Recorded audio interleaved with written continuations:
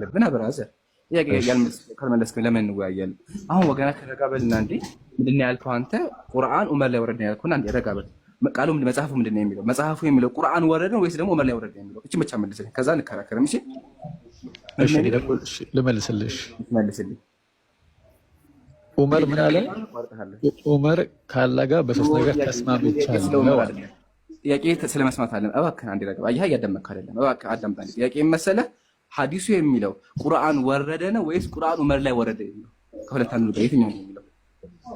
ሁሉም ቁርአን 99% ለመሐመድ እንደወረደ አምናለሁ። ይሄን ሐዲስ ቁርአን እንደሚያወራው ይሄ ሐዲስ አዳምጥ። ኧረ ወገናችን አሁን የተከፈተልህ ሐዲስ ኢብራሂም የከፈተልህ ሐዲስ የሚለው ቁርአን ዑመር ላይ ወረደ ወይስ ደግሞ ቁርአን ወረደ ነው የሚለው? እባክህ ሌላ ወሬ አታወራ። ለዑመር ወረደ ነው አልልህም። ኖርማሊ ለመሐመድም አልወረደም። ይሄ ለዑመር ነው። እኔ ጥያቄ መሐመድ ላይ አይደለም ጥያቄ። አያችሁ አይደል? ያጀባ ችግር ይሄ ሱራ 66 የወረደው ለመጨረሻ ጊዜ ተጋበል አንዴ ረጋበልና አሁን ኢብራሂም የከፈተው ሐዲስ ላይ ኢብራሂም ዙም አድርገውና ሳየው ዙም አድርገው አንዴ ዘ ዲቫይን ቨርስ ሪቪልድ የሚለው ማለት ነው። አይቼዋለሁ ኢምራን አይቼዋለሁ። ረጋ ብራዘር እያየን ነው። እሺ በቃ በማስረጃ አስምርለት ኢብራሂም አንዴ በደንብ አድርገህ አስምረውማ በደንብ ይኸው በደንብ እንዲገባው ማለት ነው። ሶ ዘ ዲቫይን ቨርስ ኦፍ ሂጃብ ሪቪልድ ማለት ነው። ሂጃብ እንትን ወረደ ዑመር ላይ ወረደ የሚለው ደግሞ ወረደ ነው የሚለው? እሱም ብቻ ለምን ይዟል? ጥያቄ እዚህ ጋር ነው። ከዛ ደግሞ ይሄን ከመለስክልኝ ሌላ ቦታ ደግሞ እንሄዳለን። አሁን ብቻ ይመልስልኝ። አሁን ያነበብከው አማርኛ ወይ አሁን ያነበብከው እንግሊዘኛ ቃል ማለት ነው የሚለው ቁርአን ወረደ ወይስ ደግሞ ቁርአን ዑመር ላይ ወረደ የሚለው? አይ ወርዷል ብቻ። በቃ አላሁ አክበር። በቃ ይሄን ያህል ተባረክ። አረ ተባረክ። በቃ እናመሰግናለን። ቁርአን ወረደ ማለት ነው። ከላይ ያታነበው በቃ አንዴ ረጋ በል። አሁን ኢብራሂም ረጋ በልና አሁን ቁርአን ወረደ የሚለው አይደል? ቁርአን ማን ያወረደው አንተ? ዑመር ላይ ያልክ ያለው አንተ? 99% የወረደው ለመሐመድ እንደሆነ አምናለሁ። ሱራ 66 የወረደው ረጋ በል። ጥያቄ ይፋል። አሁን በሐዲሱ ላይ አንተ ቁርአን ዑመር ላይ ወረደ ብለህ የምታምነው ይሄ አንቀጽ ዑመር ላይ ወረደ ብለህ የምታምነው ይሄ አንቀጽ? አሁን ሶስተኛ ሰው ብናስገባ ኖርማሊ በቃ እንደዛ ከሆነ ማስረጃህን አቅርብ። በቃ አሁን እዚህ ጋር እንቆማለን። ያ ጀማ ሐዲሱ እንደማይል አምኖልኛል። አሁን ግን ችግር የለውም። ሌላ ማስረጃ ካለው ሐዲሱ ይላል። የትኛው ቦታ ላይ አሳየኝ። ቦታው አይ አግሪድ መጀመሪያ ይከፈት ወገናችን ረጋ ብል ይከፈት። አንድ ኢብራሂም አንድ ያስማይለት ደግሞ አግሪድ የሚለው ላይ አይ እንደዚህ እየተፈታ ይመጣል። እስቲ የቱ ጋር ነበረ?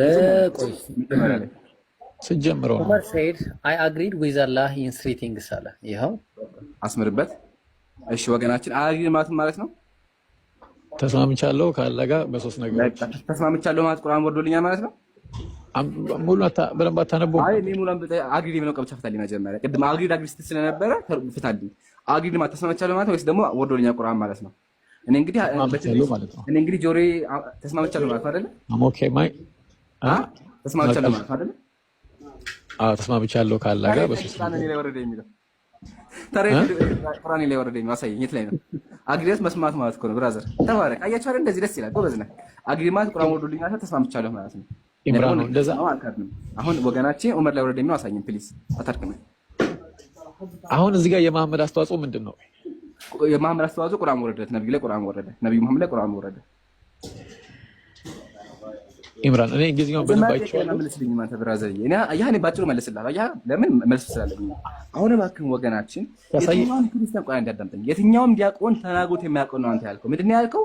ቁርአን ዑመር ላይ ወረደ። በጣም ያስደነግጣል እኮ ማንም የትኛውም ክርስቲያን ተናግሮ ያውቅም። እና እባክህን የት ቦታ ላይ ነው እንደዛ የሚለው? አይልም ካልክ ይቅርታ ጠይቅና ከዛ በኋላ እንቀጥላለን ብራዘር። እሺ አሁን ሌላ ማንኛውም ክርስቲያን ጠይቆ የማያውቀውን አንድ ጥያቄ ደግሞ ልጠይቅህ። መጀመሪያ መልሳ ወገናችን እስልምና ላይ እኮ እየዋሸህ ነው ያለኸው ብራዘር። እየዋሸሁ አይደለም ወላሂ ያስደነግጣል ብራዘር። ልንገርህ ተጋሩዬ ወላሂ ልንገርህ ካዱ ብትሰማ አሁን አንተ ራስህና ክርስቲያኖች ራሱ ያፍሩብሃል። ወላሂ መጀመሪያ መልስልና ቆይ አንዴ ከዚህ በልጥ የሚያስደግጥ ጥያቄ ጠይቀህ። እሺ መጀመሪያ መልስ። አይሰማህም ብራዘር? ይሄ መልስ መጀመሪያ እዚህ ጋር ዑመር ከአላህ ጋር በሶስት ነገር ተስማምቷል። አይ በቃ ሚውት አድርገው አንዴ ሚውት አድርገው። አታርገኝ፣ አላወራም፣ ችግር የለውም። አይ አንተ ሚውት አድርገውና አዳምጠህ ደግሞ በቃ ኢብራሂም አያችሁ አይደለ? በቃ ወደ ቀጣይ ለፍ። ከዚህ በኋላ ክርክር ነው የሚሆነው ብራዘር። ተጋሩዬ ፕሊዝ ሌላ ጊዜ እንኳን ሲሰጡ በደንብ ይዘህና እሺ ብራዘር። አሁን ችግሩን መሰለህ እነሱ የጻፉትን እንግሊዘኛ እንኳን በትክክል አላነበብኩም እና ፕሊዝ ሌላ ጊዜ በደንብ አንብበህና እሺ። አሁን ሐዲሱን ልንገራችሁና ከዛ በኋላ ጥያቄ ከተጠይቃል እኛ ደግሞ እንጠይቃለን አንድ ጥያቄ ማለት ነው። እሺ አጀማ ሐዲሱ መሰላችሁ በእስልምናችን እንደምናውቀው ሰበበ ኑዙል የሚባል ነገር አለ። ማለትም ምንድነው አንድ የቁርአን አንቀጽ ከመውረዱ በፊት አስቀድሞ የሆነ መንስኤ ወይም ምክንያት ይኖረዋል። ምሳሌ ስለ መጠጥ ብንመለከት ሰዎች መጠጥ ሲጀምሩ ወይም ደግሞ ነብዩ ሰለላሁ ዐለይሂ ወሰለም ሲሄዱ ሰዎች ሰክረው አገኙ። ነብዩ ሰለላሁ ዐለይሂ ወሰለም ሰማችሁ? ነብዩ ሰለላሁ ዐለይሂ ወሰለም ወደ መዲና እያለፉ ነበር። ሚውት አድርገው አንድ ድምጽ አለ። ሚውት አድርገው። እሺ ነብዩ ሰለላሁ ዐለይሂ ወሰለም ወደ መዲና እያለፉ ነበር። እያለፉ ሳለ ሰዎች ሰክረው ነበረ። ከዛ አምላካችን ምን አወረደ? መጠጥ አጠጡ የሚል አንቀጽ አወረደ። አያችሁ ሰበብ ኑዙል ምንድን ነው? የሰዎች መጠጣት ነው። እንዲሁም ደግሞ ምሳሌ አይሁዳውያን መጥተው ነብያችንን ጠየቋቸው። ሲጠይቋቸው አምላካችን የቁርአን አንቀጽ አወረደ። እንዲሁም እዚህ ጋር ዑመር ረዲየላሁ ዐንሁ ሐሳብ አነሳ። ሐሳቡ ምንድን ነው? በነብዩ ሚስቶች ላይ ወይም ደግሞ በኡማሃቱል ሙእሚኒን በአማኞች እናት ላይ እኮ ምን ይገባሉ? ጥሩ ሰው የሚመጣል፣ መጥፎ ሰው የሚመጣል። ስለዚህ ለኡመርተ ኡማሃቱል ሙእሚኒን የአማኞች እናትን ብታዛቸው ሂጃብ ቢለብሱ ብሎ ተናገረ ዑመር ረዲየላሁ ዐንሁ። የዛን ጊዜ ደግሞ አምላካችን አወረደ የቁርአን አንቀጽ አወረደ ማለት ነብያችን ላይ ዑመር በዚህ ጋር ስራው ምንድነው ከተባለ ሐሳብ አቀረበ ወይም ደግሞ መንስኤ ሆነ። የቁርአኑ መውረድ መንስኤ ሰበበ ኑዙል ሆነ። ሰበበ ኑዙል ምንድነው? መናገሩ ነው። ምን ተናገረ? የሂጃብ ይልበሱ ተናገረ። ከዛ አምላካችን ደግሞ አንቀጽ አወረደው። ቁርአን የወረደው ነብያችን ላይ ነው እንጂ ዑመር ላይ የሚል ማንንም ክርስቲያን ብሎ ታያቅምና ሌላ ጊዜ ወገናችን ጎግል ላይ ያለውን እንኳን በደንብ አድርገህ አንብብ። ጨርሻለሁ። አሁን ኢብራሂም አንድ ጥያቄ ጠይቀው፣ ከዛ ደግሞ ይጠይቃል እሱ። ኦኬ ጥያቄ ትጠይቃለህ? ጥያቄን ጠይቀው ወይስ ይጠይቅ ራሱን ጨርስ? ኢብራሂም ፍቃደኛ ቤት ነው የጠለሽ ነው ማለት ነው። በፊት ማክሽ በዛ ቤትሽ አይደለም ምናምን ነገር ያን ያክልም ዝቅተኛ ህይወት ያለሽ ልጅ ነሽ ብዬ አላምንም። ጥሩ ህይወት ያለሽ ነሽ ምናምን ነገር አላውቅም። በእርግጥ ሚዲያ ህይወትሽን ግን ከማየው አንፃር ጥሩም ገቢ ያለሽ ልጅ ብዬ አምናለሁ። ግን ከሰለምሽ በኋላ የሆነሽ የምታሳያት ቤት አለች ምናምን ነገር እና እሷ ጋር እየሄድሽ ትገቢያለሽ ምናምን ነገር ነው። ያ ምንድን ነው? ከዛ ጋር የተያዘሽ ነገርስ ምንድን ነው? ቤት ውስጥ የማን ነው? ምንድን ነው ማለት እዛ ምንድን ነው? ወይ ዝም ብለሽ ጀስት እዛ ጎረቤት ጋር ምናምን እየሄድሽ ነው ልትዝናኝ? ቤቱ ወይ ያኔ ፍቅል ቤቱ ኖ ቤቱ የኔ ቤት አይደለም። ቃልዬ ቤቱ የኔ ቤት አይደለም። ከሰለምሽ በኋላ እዛ ቤት ነሽ ምናምን ያ ኦብቪየስሊ አብዛኛውን ለመዳን ጊዜ ጀምሮ እዛ ነኝ።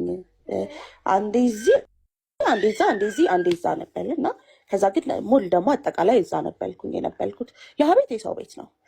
they have a long history በጣም ብዙ ረጅም ታሪክ አለው።